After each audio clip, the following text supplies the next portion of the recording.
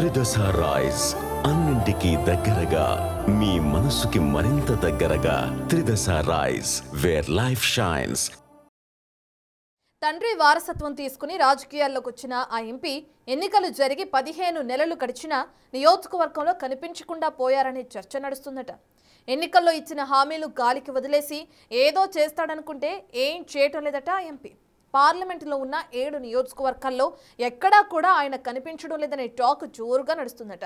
మా ఎంపీ ఎక్కడున్నారు, ఏం చేస్తున్నారని అడిగే పరిస్థితి అక్కడ నెలకొందట. ఇంతకీ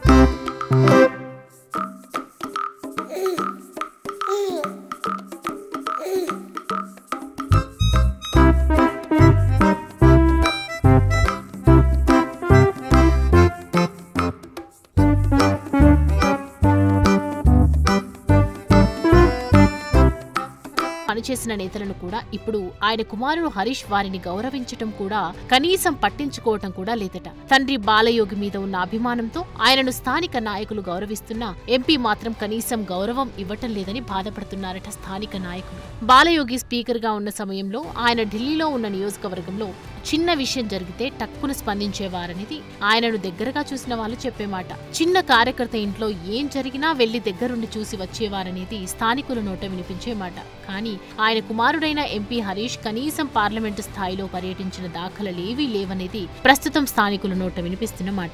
ఈ 15 నెలల కాలంలో మచ్చుకు కూడా కనిపించని ఎంపీ మొన్న పవన్ కళ్యాణ్ వచ్చినప్పుడు తలుక్కుమన్నారని స్థానికంగా మాట్లాడుకుంటున్నారట. తన తండ్రి బాలయోగి చిరకాల వాంఛ కోనసీమకు రైలు మార్గం. ఆయన ఉన్న సమయంలో కోటిపల్లి నరసాపురం రైల్వే లైన్ కు శ్రీకారం చుట్టారు. ఆయన మరణానంతరం అది నత్తనడకన నడుస్తుంది. ఇప్పుడైనా బాలయోగి కుమారుడు ఎంపీగా ఉన్న సమయంలోనైనా కోనసీమకు రైలు కోత వినిపిస్తుందని అక్కడి ప్రజలు ఆశగా ఎదురుచూస్తున్నారు. అయితే రైల్వే లైన్ పనులు మాటల్లోనూ కాగితాల్లోనూ తప్ప క్షేత్రస్థాయిలో ఎక్కడా ఇంచు కూడా ముందుకు కదిలిన పరిస్థితి కనిపించలేదనేది స్థానికులు చర్చించుకుంటున్నారట. నియోజకవర్గంలో జరుగుతున్న కార్యక్రమాల్లో గాని అభివృద్ధిలో గాని ఆయన మార్క్ ఎక్కడా కనిపించలేదని విమర్శలు వినిపిస్తున్నాయి. తన తండ్రిలానే అభివృద్ధి చేస్తాడు అనుకుంటే అభివృద్ధి సమస్యల పరిష్కారానికి చొరవ చూపటంలో ఎంపీ ఆమడ దూరంలో ఉంటున్నారనే టాక్ నడుస్తోందట.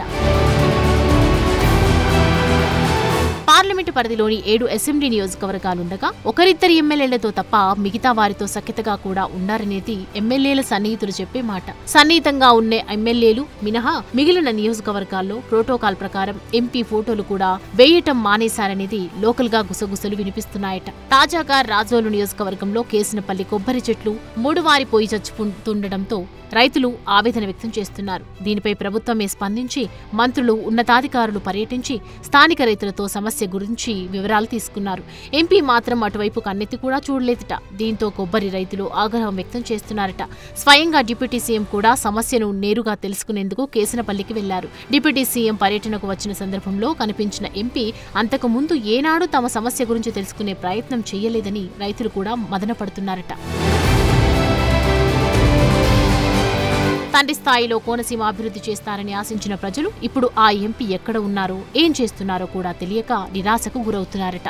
ఎన్నికల్లో గెలిచి దాదాపు 15 నెలలు గడిచినా నియోజకవర్గంలో ఎంపీ జాడే లేదని, కార్యకర్తలకు నాయకులకు కూడా అందుబాటులో ఉండట్లేదని విమర్శలు వెల్లువెత్తుతున్నాయి. ఇప్పటికైనా ఎంపీ హరీష్ మధూర్ తన పంథా మార్చుకుని ప్రజలకు అందుబాటులో ఉండాలని, కోనసీమను అభివృద్ధి చేయాలని కోరుతున్నారు. మరి చూడాలి, ఇప్పటికైనా ఆయన తండ్రి ఆశయాలను, కోనసీమ జిల్లా ప్రజల కోరికలను నెరవేరుస్తాడా లేక ఇదే పద్ధతిలో ఉంటారనేది వేచి చూడాలి.